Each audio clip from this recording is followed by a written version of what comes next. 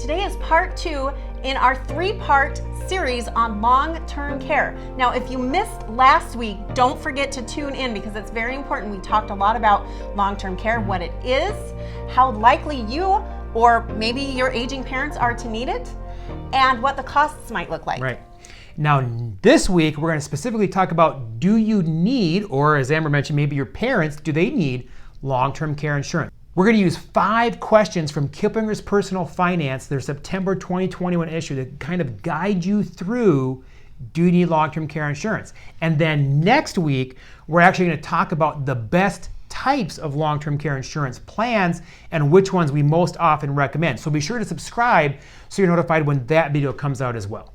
Now, Amber, as we walk through these 5 questions from Kiplinger's Personal Finance, it's very important to note that not one question, the answer to that, determines whether or not you should get long-term care insurance. You may answer yes to some questions and no to others. And so you have to look at the flow chart to kind of determine, hey, if you answer 3 or 4 questions this way, maybe you should consider long-term care insurance. If you answer 3 or 4 questions this way, maybe you don't have to need long-term care insurance. But I might point out that we do have wealthy clients that even though they might not need it, still choose to purchase it anyways, just to protect their estate and their beneficiaries. So the first question on our flow chart is, do you have liquid assets of more than $1 million or $2.5 million if you are married? So these are liquid funds, everything that's not tied up in real estate. Right. Now, it's important to know, Amber, this is a very interesting question.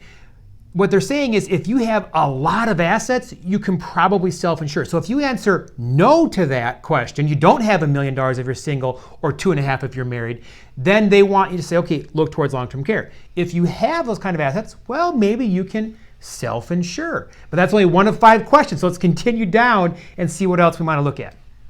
The second question is, are you married? A healthy 65-year-old couple has a 75% chance of at least one spouse requiring some form of long-term care.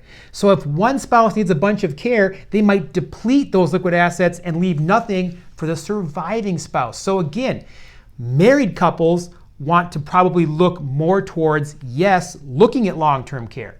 Single individuals who don't have to worry about a surviving spouse and can just spend the money on long-term care and maybe eventually qualify for Medicaid, well, maybe they have less interest in long-term care. But again, that's only question 2 of our 5 questions. Question 3 is, do you have a substantial amount of home equity? So seniors with significant home equity can downsize, sell, or take out a reverse mortgage for home equity or home equity line of credit to pay for care.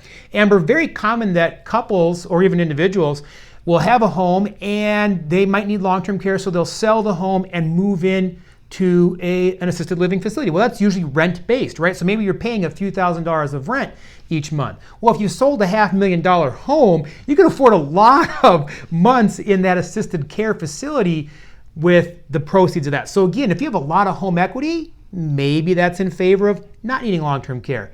If you don't have home equity, you don't own a home and you're just renting, that might be more problematic. Maybe long-term care insurance is something you should consider. The 4th question from Kiplinger's is, do you have a history of cardiovascular disease? Now, Amber, we pointed this out in last week's video, that if you take a normal, healthy male or female, they have a certain likelihood of needing long-term care.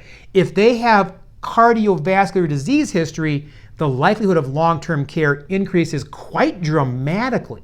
And so what the question says here is that a 65-year-old female with cardiovascular disease has a 61% chance of requiring long-term care, but if she has no other illnesses, it's only 56%. So again, if you have cardiovascular disease, that's again pointing you towards looking at long-term care insurance, or at least a plan to pay for long-term care versus having no plan at all.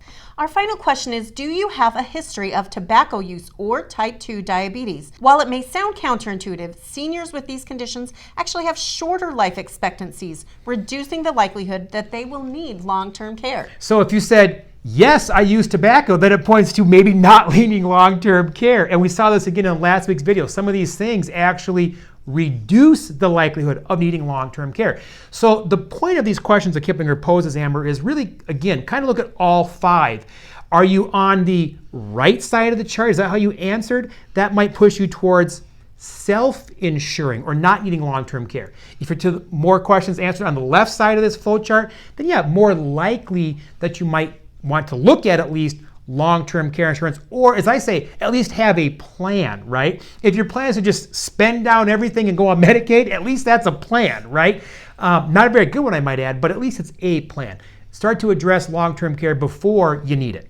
So hopefully after today's video, you have a little bit of an idea of whether or not you will need some kind of long-term care plan. Now in next week's video, you're gonna wanna tune in because we will show you that not all long-term care plans are the expensive traditional long-term care insurance. There are other solutions that we recommend to our clients. Yeah, when most people think of long-term care insurance, they think of paying a premium every month to an insurance company and then praying every night that they don't need it, okay? We're gonna give you a lot better options than that, including a little known tax-free way to pay for long-term care. If you have untaxed gains in a particular investment type vehicle, you can actually pull those gains out tax-free to pay for long-term care. We're going to talk about that in next week's video. So again, be sure to subscribe so you get notified when that video comes out, because you can make the rest of your life the best of your life. Plan now to retire happy.